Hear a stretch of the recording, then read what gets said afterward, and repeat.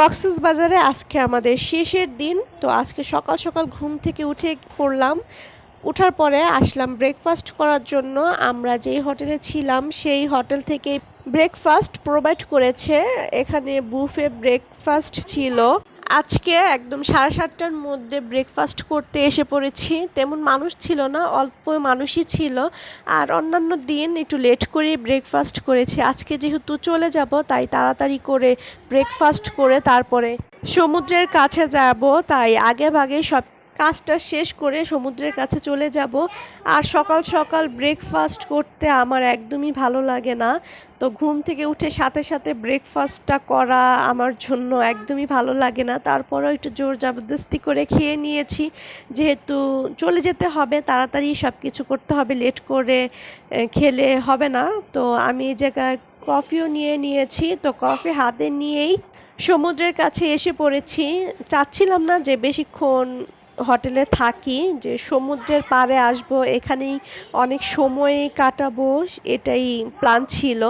তারপরে সমুদ্রে একটু ভিজছিলাম, আবার পা ভিজাচ্ছিলাম, অনেক বেশি ভালো লাগছিল। আর সকাল সকাল তেমন মানুষও ছিল না। তো গোসল এখন করব না, আর একটু পরেই সমুদ্রে ভিজবো। তো সকাল সকাল পানিটা প্রচুর ঠান্ডা ছিল আর বীচটা একদম ফাঁকা ছিল, অনেক বেশি ভালো লাগছিল।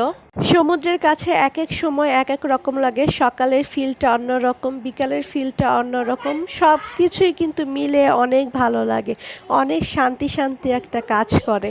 জানি না আবার কবে ফিরা হবে সমুদ্রের বুকে। তো যা এতক্ষণই ছিলাম, এনজয় করছিলাম। আর একটু পরে অনেক মানুষ হয়ে গিয়েছে, যেতে ইচ্ছা করছে না, যে এখানেই থেকে যেই সমুদ্রের কাছে সবসময় যেন সমুদ্র দেখতে পারি। কিন্তু সেটা কি আর করা যাবে, বাসায় তো ফিরতেই হবে। আর হোটেলে এসে এখানে লইট্কা ফ্রাই অর্ডার করেছিলাম, সেটা এসেছে। তো এটাই খাচ্ছি বসে বসে। আর এই লইট্কা ফ্রাইটা অনেক বেশি মজা, যারা খেয়েছেন তারা তো জানেনই এই টেস্ট, অনেক ক্রিসমি। এটা শুধু খেতে অনেক ভাল লাগে, আবার বাদ দিয়েও খেতে অনেক বেশি মজা লাগে।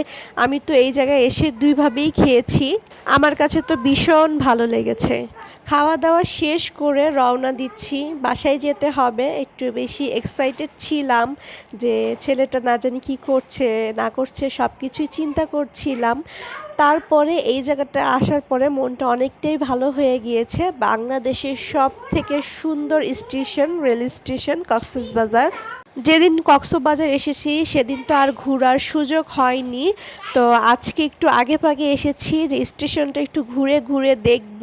তো আমার কাছে তো ভীষণ ভালো লেগেছে, আর আকাশটা এত বেশি সুন্দর লাগছিল। কিছুক্ষণ অপেক্ষা করার পরে আমাদের ট্রেন চলে এসেছে। এই ট্রেন দিয়ে আজকে যাব ঢাকা। অনেক বেশি এক্সাইটেড ছিলাম কখন বাসায় যাব। ট্রেন আসার পরে দেখলাম যে এই জায়গাটা ফাঁকা আছে, তাই এখানে আয়নের বাবা উঠলো যে আমাকে ছবি তুলে দাও। তো আমি কিছু ছবি তুলে দিচ্ছিলাম, সাথে একটু ভিডিও করে নিচ্ছিলাম। আগে আগে এসে লাভই হলো, সব কিছুই সুন্দরভাবে ঘুরতে পারলাম, ফিরতে পারলাম। যদি লেটে আসতাম তাহলে তো তাড়াহুড়া থাকতো, যে ট্রেন আসবে বা চলে যাবে, এটার একটা ভয় থাকতো। তারপরে ট্রেনের এখানে ইঞ্জিন লাগানো হচ্ছিল, যে কিভাবে ইঞ্জিন লাগায় সেটা দাঁড়িয়ে দাঁড়িয়ে দেখছিলাম। এর আগে তো আমি কখনোই দেখি নাই যে ট্রেনের ইঞ্জিন কিভাবে লাগায়, সবাই দাঁড়িয়ে দাঁড়িয়ে দেখছিল। অবশেষে ট্রেনে উঠে গিয়েছি। আর ট্রেনে ওঠার পরে যে এই সুন্দর সুন্দর ভিউগুলো না, এগুলো আমি অনেক বেশি এনজয় করছিলাম।